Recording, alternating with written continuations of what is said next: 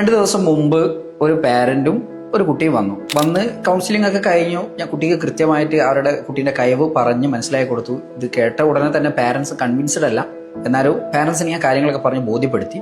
അങ്ങനെ അവർ പിരിഞ്ഞു പോയി. 2 ദിവസം കഴിഞ്ഞപ്പോൾ കുട്ടി വീട് തിരിച്ചു വിളിക്കുകയാണ്. സാറുടെ അടുത്ത് സംസാരിച്ചപ്പോഴാണ് എനിക്ക് കൃത്യമായിട്ട് കരിയറിനെ കുറിച്ച് കഴിവുകൾ അറിയാമായിരുന്നെങ്കിലും കരിയറിനെ കുറിച്ച് കൃത്യമായിട്ട് ബോധം വന്നത്. പക്ഷെ പാരന്റ്സ് സമ്മതിക്കുന്നില്ല.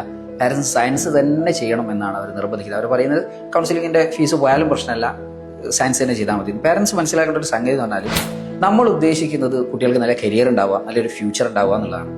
അത് നിങ്ങൾക്ക് ഇഷ്ടപ്പെടുന്നതല്ല ചെയ്യേണ്ടത്. കുട്ടി വളരെ ആസ്വദിച്ച് പഠിക്കണം, ആസ്വദിച്ച് ജോലി ചെയ്യണം, നല്ലൊരു കരിയർ ബിൽഡ് ചെയ്യണമെന്നുണ്ടെങ്കിൽ കുട്ടിയുടെ കഴിവുകൾക്കനുസരിച്ച് പഠിക്കണം. കുട്ടി ഒട്ടും സാറ്റിസ്ഫൈഡ് അല്ലാത്തൊരു ക്യാമ്പസിലേക്ക് നിങ്ങൾ പറഞ്ഞയച്ചു കഴിഞ്ഞാൽ എന്താ അവിടെ ഉണ്ടാവുക? കുട്ടി നല്ല രീതിയിൽ പഠനത്തിൽ വളരെ പിന്നോക്കം പോവുകയും കുട്ടി അതല്ലാത്ത പലതരത്തിലുള്ള അഡിക്ഷൻസിലേക്ക് വഴിമാറുകയും ചെയ്യും. ഇതിനൊക്കെ കാരണക്കാരൻ നിങ്ങളാണ്. കുട്ടിയുടെ കരിയർ നഷ്ടപ്പെടുന്നു എന്നതിലുപരി കുട്ടിയുടെയും നിങ്ങളുടെയും നല്ലൊരു മനസമാധാനം കൂടി നഷ്ടപ്പെടുന്ന ഒരു ഫ്യൂച്ചറാണ് പിന്നെ ഉണ്ടാവുക എന്നുള്ളതാണ്.